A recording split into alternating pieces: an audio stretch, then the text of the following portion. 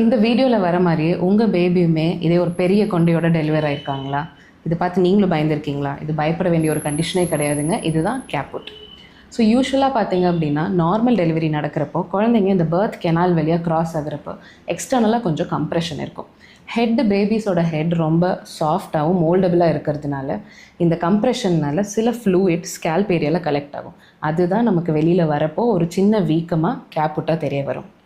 நார்மலாக கேப்புட் பார்த்தீங்க அப்படின்னா ஒரு 3 to 5 டேஸில் தானாகவே அதுவே சரியாக போயிடும். அண்ட் இதனால் குழந்தைங்களுக்கு எந்த வலியோ இல்லை ஒரு இரிட்டபிலிட்டியோ இல்லை உள்ள பிளட் கலெக்ஷனோ இருக்கிறதுக்கான எந்த வாய்ப்புகளும் இல்லை. ஸோ பேரண்ட்ஸ் உங்களோட பேபிஸும் இதே மாதிரி ஏதாவது ஒரு பெரிய கொண்டையோடையோ இல்லை ஒரு ஸ்வெல்லிங்கோடையோ டெலிவரி ஆயிருந்தாங்கன்னா நீங்கள் உங்கள் தாட்ஸை ஷேர் பண்ணுங்கள்.